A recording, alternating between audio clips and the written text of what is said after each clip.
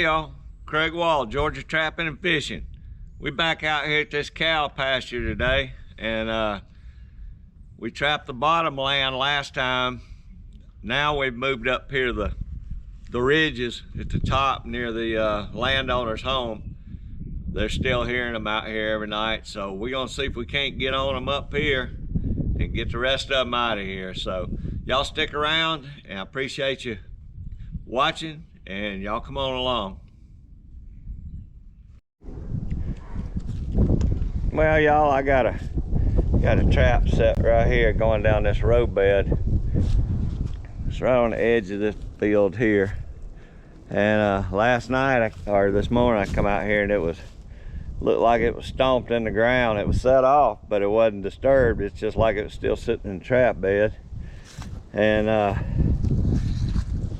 these fellas have been following me around trying to chew on my four-wheeler, so I got a feeling one of them is the guilty party. I think they just walked through here and stomped it. So I got it remade. I don't know if it'll do any good or not, but we'll try it again. Okay, y'all, I'm up here on this ridge. I got a fence row that goes down this side, this ridge here, comes down. There's a road bed, runs all the way down the fence line, down into the bottom down there. And it's at the intersection of another road bed that goes out to the pastures. So I set me up a set right here at this stump. And I think I'm gonna go ahead and go right over here and set another one, have one on both sides of the intersection. But up on a hill like this, I like to get something really skunky so it'll travel a long way. So I put out some, I put in some Hiawatha and some Hiawatha Valley and some Windwalker, June's Windwalker. That's pretty skunky. And then I put some coyote urine out, so maybe they'll come up out of these woods. There's a lot of places under these fences where they've been shooting up under the fence. That's why I wish we could use cable restraints or snares here in Georgia, but they won't let us. So, I mean, there's so many places on these barbed wire fences I could set, but because they're coming under all up and down this fence row. But we just can't do it, so this is all I can do right now, try and catch them once they get out here in these road beds. All right, we'll get this other one made and put some more lines out. Hey y'all, I thought this is a cool little thing I found. I was coming out to the pasture right up here on this road bed, and looked like something had killed a bird out here. I don't know if it's a fox or bobcat. I'm not sure what got it, but it was already here and it just caught my eye. So I came around here on this side and just put me in a hole up under the little log and then set me a trap right here on the end of it. We'll see if something comes in here and gets it. I don't know. I've never tried to do one like that, but can't hurt to try it. So we'll see.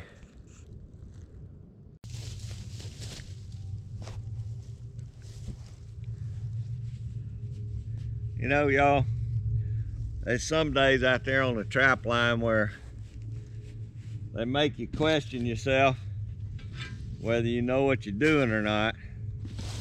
I just ran 25 traps and ain't so much caught as nothing as a possum. So for all y'all new folks getting into trapping, you don't get discouraged. That's part of trapping. You just get used to it. You know, if they ain't moving, they just ain't moving. So you know, if I filmed every day out here that I'm running traps and don't catch nothing, I'd have a 2-hour video. So, you know, you just got to keep going. What I do is just put out more traps, and eventually they'll find them. Especially coyotes move. They're always moving.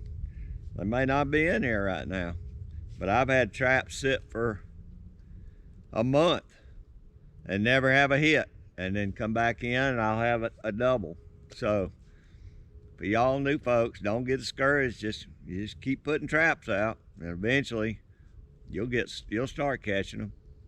So that's all I had to say about that.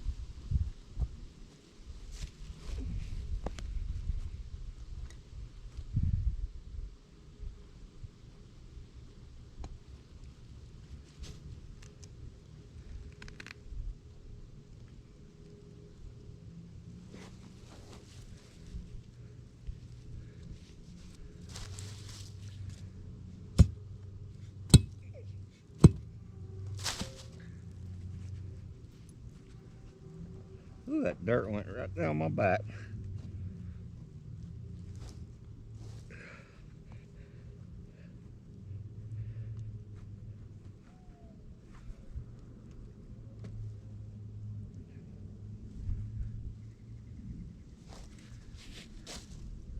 Ooh.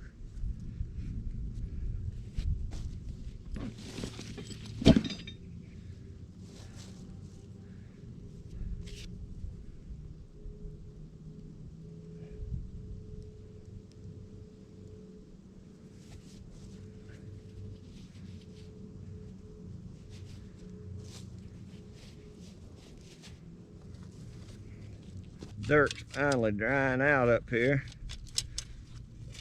Brought some peat moss. Had to use it yesterday, but today it's a lot better.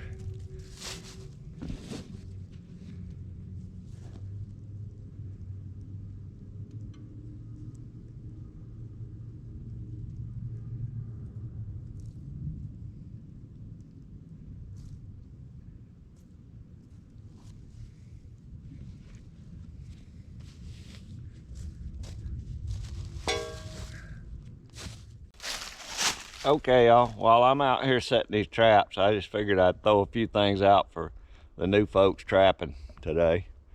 What I got out here right now is I've got a place under this fence.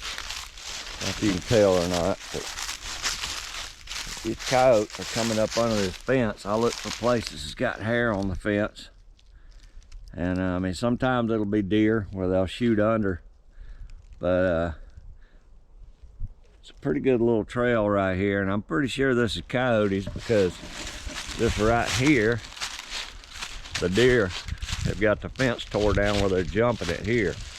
So, you know, it's a lot easier for a deer to just jump this lower fence that's broke already than it is to shoot under that drainage right there. So what I'm gonna do is I'm gonna come right up the hill, because now if you set down anywhere in here, you're gonna catch all that water flow. That water just flows down this hill. Your trap's gonna stay underwater. So I just came up here on the high ground, made me out a spot right here. I'm gonna set me a trap that's right in line with that. And I look, and there's a couple of good little trails going up where the leaves are knocked up, going up through the woods. So I'll just make this a scent post set, because I've already got a baited set right up the road bed there a little ways. I don't want to put two sets with two different baits this close together. So I'm just going to set this up as a scent post. So when I get it made up, I'll show you how I did it.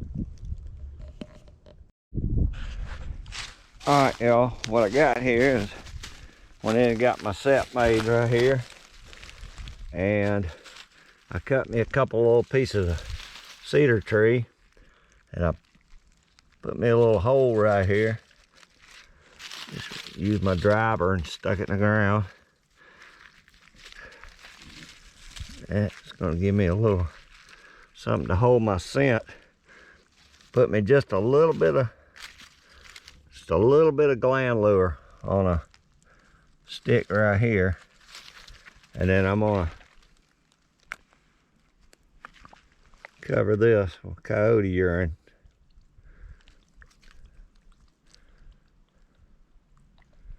Hopefully they'll smell that when they come up out of this bottom. And that's all I'm gonna do with this set. But that's a good way to do a scent post set, and you don't have to, you know, worry about bait or anything. But if they come up out of here, they're gonna smell this. So, all right, that's it. That's this tip. And guys, now, by no means is this the only way to do it or the best way to do it. This is just stuff that works for me. So, you know, everybody's got to find their own way they like to do stuff.